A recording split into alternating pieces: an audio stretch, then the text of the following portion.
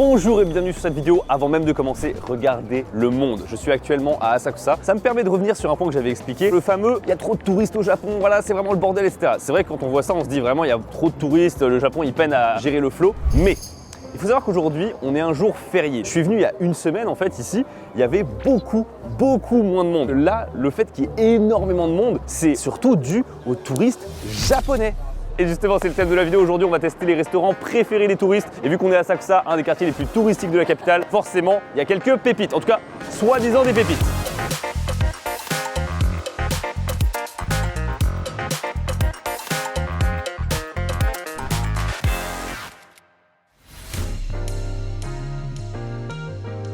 C'est ici le Daikokuya Tempura et comme vous pouvez le voir, je crois que j'ai choisi le pire jour pour tourner cette vidéo. Il va y avoir de la queue absolument partout où on va aller, mais écoutez, c'est un peu le jeu finalement, c'est dans la thématique de cette vidéo. On est bien sûr sur un tempura du coup, un tempura dans le style de Edo, donc Edo qui veut dire Tokyo, et c'est avec une friture qui est plus dorée que celle que vous avez peut-être l'habitude de voir.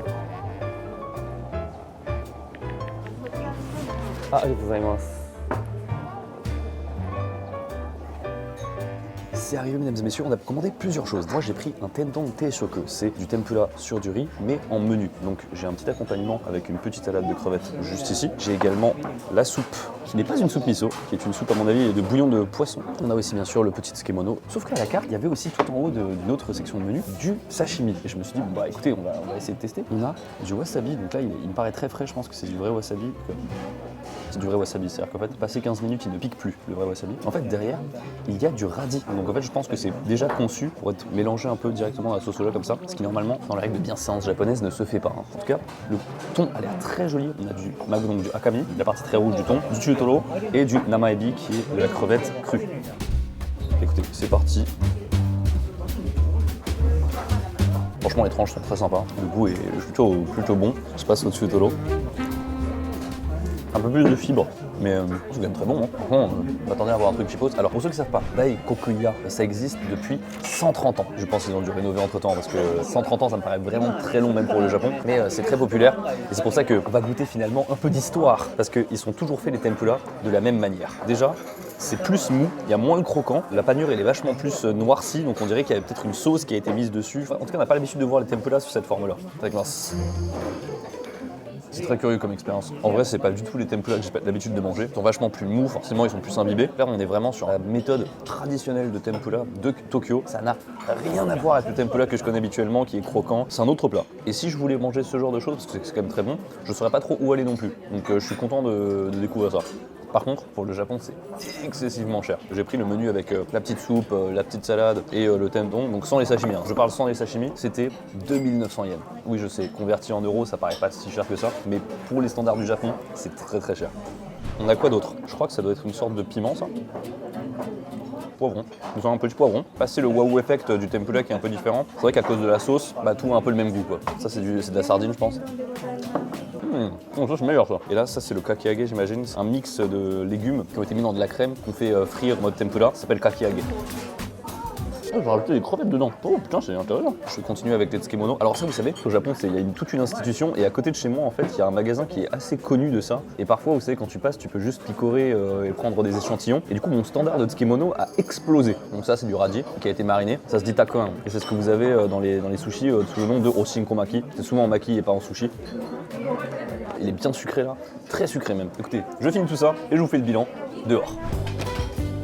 C'était bon, mais pour être honnête, avoir un tempura qui est mou et qui est en fait un peu trop humide, je pense que c'est vraiment la recette, mais je suis pas ultra fan. On était d'accord avec Emeric pour dire que finalement le meilleur truc qu'on a mangé en fait c'était les sashimi, et c'est un peu dommage de venir forcément là juste pour ces sashimi. La note finale, on était à 7600 yens, ce qui est bon, on est dans la carte touristique, c'est un restaurant iconique, je comprends, mais ça me paraît quand même relativement cher. De l'extérieur c'est très joli, mais à l'intérieur il n'y a pas forcément une déco de fou non plus, donc voilà. Par contre, le personnel était très gentil. Pour un endroit comme ça, comme Asakusa, on pourrait penser que ils sont saoulés par les touristes, etc. Pas du tout. Ils étaient vraiment très gentils, ils m'ont proposé un menu en anglais, mais si je veux dire vraiment les termes très violents, pour moi on est sur un niveau de fast-food japonais.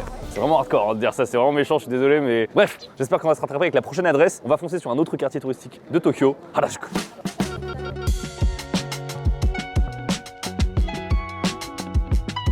Excusez-moi, je devais refaire mes lacets sur ces fabuleuses chaussures Et oui, mesdames et messieurs, c'est la collection Oni X Caval qui vient de sortir. Caval qui est une marque de chaussures française et donc on a fait une paire en collaboration. Et que dis-je, une seule paire? Pas du tout. Là, j'ai pu en prendre qu'une bien sûr, mais j'ai en vérité fait 2 paires avec eux. Il y a bien sûr la Sakura et la Momiji. C'est dès à présent disponible sur le site Oni avec le lien dans la description. Ah oui, et j'ai oublié de vous dire, on est en période concours en ce moment sur Oni, donc un t-shirt brodé c'est une participation, un hoodie brodé c'est 2 participations, et enfin les chaussures c'est carrément 4 participations. Franchement, c'est des mois de boulot, je suis vraiment content. C'est un visuel qui claque de ouf, mettre de la broderie comme ça sur les chaussures. En plus, faire des chaussures, si vous voulez, c'est quelque chose qui est compliqué. C'est mine de rien, il y a une expertise à savoir. Donc vraiment s'associer à une marque qui fait déjà ça de manière professionnelle depuis des années et des années, c'est trop cool pour moi. Et aussi, ne manquez pas le pop-up qu'il y aura au Café Marou le 13 et 14 décembre, c'est de 10h à 18h. J'y serai pendant toute la journée, bien sûr, pour vous rencontrer. Tout ça, bien sûr, c'est avec le lien dans la description. Et nous, on y retourne, direction Harajuku.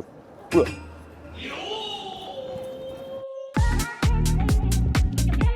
On est arrivé entre Harajuku et Omotesando et vraiment là encore une fois, touristeland, hein, il y a beaucoup de monde. Je suis là pour tester une spécialité que je ne connaissais pas il y a une semaine et demie. En gros, c'est du gyukatsu. Donc le katsu c'est quoi? C'est la panure. Généralement c'est fait avec le tonkatsu, donc le tong qui veut dire porc, et c'est du porc pané. Sauf que là, on veut pas le porc pané, on veut du bœuf pané. Mais le bœuf, on va le faire cuire nous-mêmes sur une plaque chauffante. On va prendre quelque chose qui est déjà frit mais encore très saignant au cœur. C'est ça le gyukatsu. Et apparemment, on est sur la chaîne la plus populaire, c'est Gyukatsu Kyoto. C'est parti, c'est tout de suite. Et c'est la queue, encore une fois. Je sens que ça va être long. Nous sommes entrés au bout de 25 minutes. C'est long.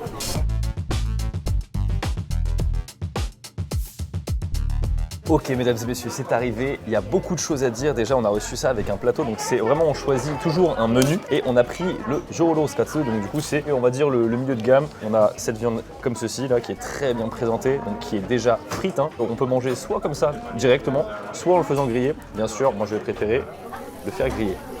On a ici une sauce à mon avis au miso je pense. Ah non, c'est du curry, rien à voir. On a ici un onsen tamago, de la salade bien sûr. Du wasabi, est-ce qu'il est aussi bon que tout à l'heure? Non. Le riz qui est juste ici. On a la sauce légèrement sucrée un peu avec du milling. Au milieu, c'est du shio kosho, du poivre avec du sel. Oh. C'est extrêmement gras et je vais pouvoir comparer avec ce qu'on a mangé avec Tev parce que j'ai découvert ça avec Tev et honnêtement, moi ça m'avait mis une claque de ouf. Alors est-ce que tous les établissements sont comme ça? Apparemment c'est vraiment une adresse très connue des touristes. En tout cas c'est une chaîne très connue des touristes. Allez c'est parti. Alors, c'est 1000 fois meilleur là où je suis allé avec Tev. C'est incomparable. Ça manque de goût au fait. Je vous avoue, je suis un petit peu déçu. Je vais essayer avec du sel et du poivre pour voir si c'est meilleur. C'est bon, en fait, c'est pas raté, c'est pas mauvais, hein, mais c'est juste que c'est incomparable par rapport à l'expérience que j'ai eue la dernière fois. Il y a un écart, mais monstrueux. Hein. Petite anecdote culinaire, là, je viens de verser mon œuf. On va dire qu'il est mi-cuit, on peut pas dire non plus qu'il est totalement cru. Et en fait, ça s'appelle en japonais un onsen tamago, comme s'il était allé dans un onsen. C'est un peu réchauffé, il est un tout petit peu blanchi, durci, mais pas plus que ça. Ah bon, l'œuf est très bon. Et je suis déçu de ouf là pour l'instant là, vraiment c'est compliqué hein, cette vidéo. Hein. Là on a une sorte de coupole pour retenir le gras et c'est beaucoup plus gras. Et là je t'avoue j'ai presque envie de nettoyer pour en faire cuire ma viande sans huile en dessous quoi. Le prix c'était combien? Ouais bien merci. À deux on a pris exactement la même chose, c'est 5258 yens. Ce qui nous fait 29 € chacun, on va dire ouais c'est 15 € par personne à peu près. Ça les vaut largement pour 15 €, t'as envie de dire. C'est juste que si je compare avec là où on a été, qui est aussi un quartier touristique, hein, qui est à Bala, donc c'est tout aussi touristique qu'ici, voire même plus j'ai envie de dire. Et pourtant c'était largement meilleur.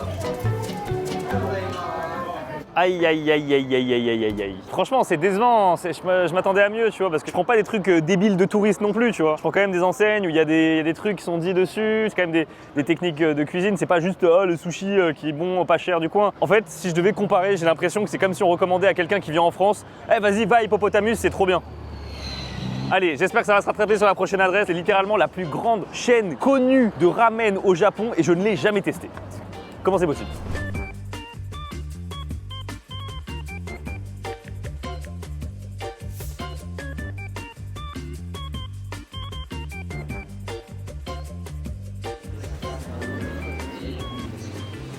« 2h30 de queue. Les Japonais, ils sont fous. Après, vous avez la vraie expérience, quoi. Hein. C'est ce que vivent les Japonais dès qu'ils veulent sortir. Hein. Jour férié, bah, c'est reste chez toi parce que sinon, c'est le sbeul, quoi. Bon, bah, écoutez, on va essayer de prendre le dessert. Wow. Allez, si c'est 30 minutes, allez. Putain, je suis réduit à dire ça. Si c'est 30 minutes, ok. Mais jamais de la vie, c'est 30 minutes, là. Voilà, pour le coup, c'est que des touristes. Hein.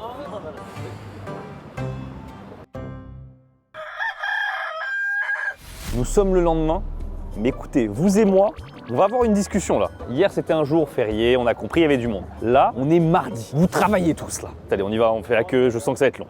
Oh là là là là là là là. Oh là là là là. Le 5e étage. Vraiment, je me pose des questions là maintenant. Il y a des millions de youtubeurs là qui présentent des adresses de fous à droite à gauche et pour l'instant tous les trucs touristiques c'est que des trucs ultra mid. Je suis pas très confiant. Oh, je vous le dis honnêtement, je suis pas confiant du tout. Ichiran Ramen, déjà c'est une chaîne, faut savoir, donc c'est une chaîne qui s'est spécialisée dans le tonkotsu ramen, à la manière de Fukuoka si je dis pas de bêtises. Donc vraiment un bouillon très gras, etc. Ce qui donne, on va dire, une vague impression de spécialisation, tu vois. Toutefois, ça reste une chaîne. Si tu prends un peu au hasard des ramen dans la capitale, je suis quasiment sûr que ce sera meilleur qu'ici. Alors peut-être que là je vends la peau de l'ours de ouf avant de l'avoir tué, mais franchement, je vais être sévère. Depuis qu'on est arrivé, il y a peut-être au moins 3 Japonais qui ont ouvert la porte, qui ont fait ils sont repartis. Et là des touristes, là c'est les premiers qui abandonnent, qui étaient derrière nous.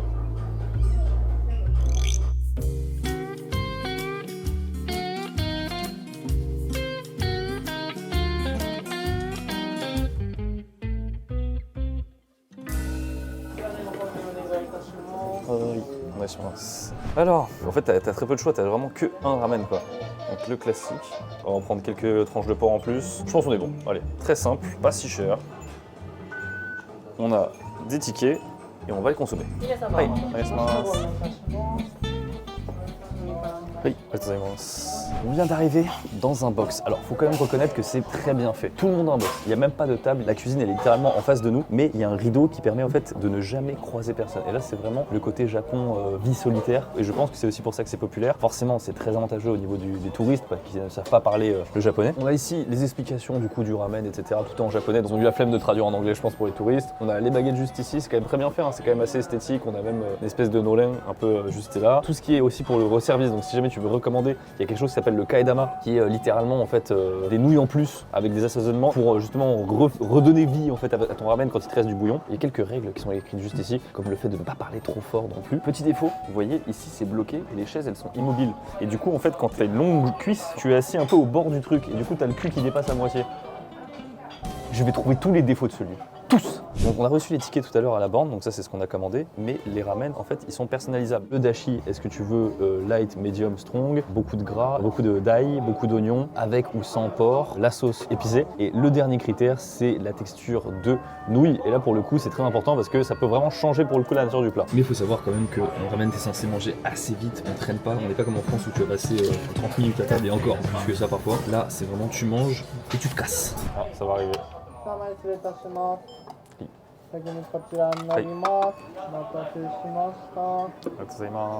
Du coup, nous avons le bol de ramen. Classique, hein, il est comme sur la photo. Je vais pas être aigri, je vais vraiment le noter comme il faut. On est sur du tonkotsu, donc sur du bouillon de porc. Normalement, ça devrait avoir pas mal de goût.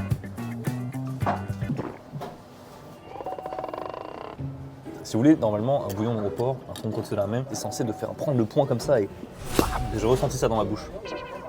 Donc ça, généralement, c'est un des défauts aussi des chaînes de ramen, c'est que le tonkotsu, il est excessivement fin, vraiment, c'est juste une très fine tranche. C'est bon, mais c'est ultra basique. Jusqu'à présent, je ne comprends pas la hype. Hein. Les Japonais, ils apprécient dans cette chaîne. Hein. C'est pas un truc que les touristes qui kiffent, c'est pas ça du tout. Mais écoutez, on va y aller. Hein. Il y a que ça dans le bol, il n'y a pas d'œuf, il n'y a rien, donc...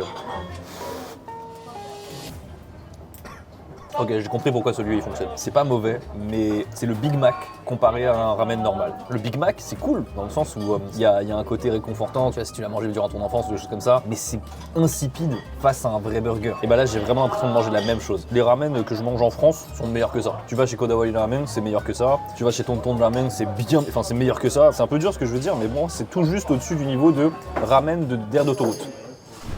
Je pense vraiment que ce lieu, il est populaire parce que y a tout ce côté un peu automatisé, c'est la chaîne de ramen au Japon. J'ai vu aussi qu'ils faisaient pas mal de contenu sponsorisé. Dès que tu tapes Best Ramen Tokyo, c'est le truc qui sort. Je crois que Malo, il l'avait testé, je crois qu'il avait dit que c'était pas mal, mais moi je suis pas aussi gentil. Hein. Un bon ramen, ça se trouve à tous les coins de rue. Qu'est-ce qui te force à venir ici faire 1h30 de queue pour ça?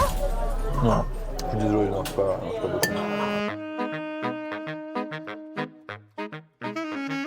C'était vraiment pas ouf. Je comprends vraiment pas pourquoi il y a autant de hype. Est-ce que les Japonais, ils aiment vraiment autant cette chaîne? Pour moi, il est même pas là dans la moyenne des ramen au Japon. Hein. Désolé, je prends un air grave et tout, c'est pas catastrophique, mais si les touristes qui viennent au Japon, ils prennent les restaurants que j'ai fait là aujourd'hui, si les gens ils rentrent du Japon, ils disent ouais la bouffe franchement c'était bien, mais je comprends, je vous le dis, je comprends. C'est vraiment dommage, c'est fou. Et même regarde, il y a un Katsuya et il y a un Skiya juste derrière. Je vais te honnête, t'as une meilleure expérience culinaire à Skiya et c'est vraiment le fast food basique au Japon et je trouve que tu vas manger mieux. Et non, je suis vraiment, je comprends pas.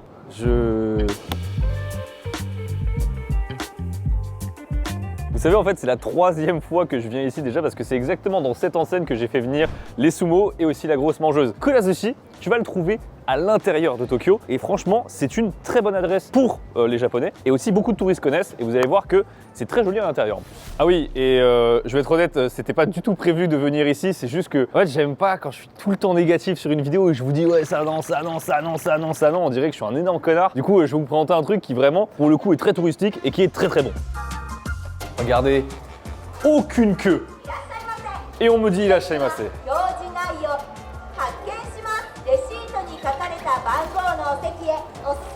On va au numéro 16. J'ai fait en japonais, mais il y a aussi en anglais qui est disponible. On a le Kaiten Sushi, donc l'expérience avec le Kaiten. D'ailleurs qu'on n'a plus du tout à Sushiro. Sushiro a eu des problèmes, vous savez, avec les gens qui léchaient des trucs, qui reposaient, machin. Du coup, maintenant à Sushiro, il n'y a plus ce truc qui tourne. Que la Sushi, ils l'ont encore gardé. Et t'as juste à faire ça, là. Hop là. Tu récupères et c'est bon. Et ça va être très bon. Là, c'est un natto maguro. Donc du coup, il y a du natto et du maguro qui est tout simplement du thon. Et là, on a les baguettes. T'as vu, ils sont gentils. En fait, ils déplacent sur le côté comme ça pour les abrutis comme moi. On sait pas où sont les baguettes. Tu vois, j'ai commencé à regarder dans le ciel et tout, n'importe quoi. C'est largement meilleur. D'accord, c'est pas le même plat. Mais je ne comprends pas la hype de Ichi là. Je suis toujours aigri alors que là je suis content. Allez, start order. On va faire yes. Ah, c'est trop bien ça. On gagne un tout petit peu de plus de chances de gagner, mais on paye 10 yens. C'est quoi on va faire ça? Excuse-moi, il y a un chat qui passe sur un iPad. Ouais, bon, c'est rien, faut pas faire attention. Venir à Kurazushi, c'est cool parce que il y a un produit qui est incroyable. Oh non, attends. Il n'y a plus les truffes. Il y a eu des frites à la truffe et elles sont plus là. Non. Frites classiques du coup.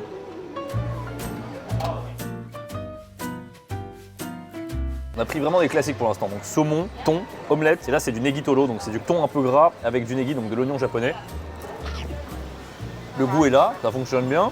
Quitte à faire des trucs pas authentiques, autant aller à Kurazushi quoi. Oui, très bien dit. Je pense qu'il faut quand même commencer par ce genre de choses pour comprendre c'est quoi le niveau de base que les Japonais ils connaissent, on va dire, sur le sushi. C'est exceptionnel, alors vraiment c'est incroyable. Non mais c'est amusant, tu vois. Même les Japonais c'est pareil. Le concept d'avoir justement peut-être un gâchapon toutes les 5 assiettes, c'est pas un concept fait pour les touristes à la base. C'est un concept fait pour les Japonais, pour les familles japonaises, pour les enfants. C'est fait pas. Excusez-moi. Excusez-moi, il y a un truc plus important. J'interromps ma séquence. Fais coucou. Ah oui. Je crois qu'il y a un truc à faire, ou je sais pas. Attends mais c'est ça, c'est la barre, c'est la barre. Oui, bravo. Let's go.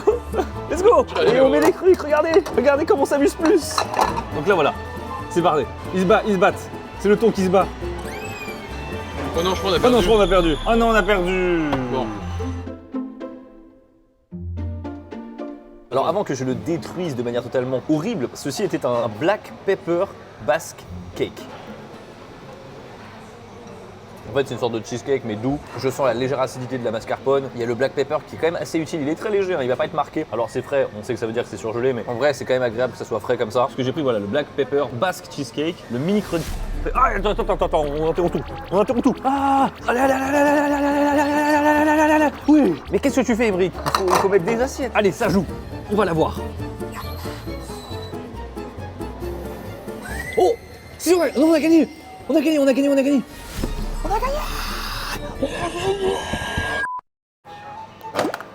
Oh, on a gagné. Trop bien, on a gagné. Un magnet de Sakamoto Days. Attends, c'est un truc de Sakamoto Days. En ce moment, ils ont une campagne. C'est pas ouf, mais c'est gratuit. Il était tellement bon que je décidais d'en reprendre un. Ce basque cheesecake avec du black pepper qui est spécialement pour le Black Friday d'ailleurs. N'oublie pas, il y a un lien dans la description pour bien sûr les chaussures Oni. En tout cas, je suis très content d'avoir pu au moins vous montrer une adresse qui fonctionne bien. Quelle ironie que la seule adresse que je kiffe de cette vidéo, ça soit celle où on a fait 0 temps de queue. Franchement, ça m'a fait remettre en question sur plein de points. Il y a encore beaucoup d'adresses que je dois vous donner parce que non, c'est pas possible. Sur ce, merci beaucoup de regarder la vidéo. J'espère que maintenant vous saurez où ne pas forcément aller lorsque vous viendrez au Japon. Je vous dis à la prochaine. Tchuss. a perdu. On a perdu. Oh non, on a perdu Emmerich. Genre des courbatures à force de faire ça, on faisait chat qui pleure, tout ça pour perdre. Oh, tais-toi. Oh, non, Oh, c'est bon, viens miaou ailleurs. Hein.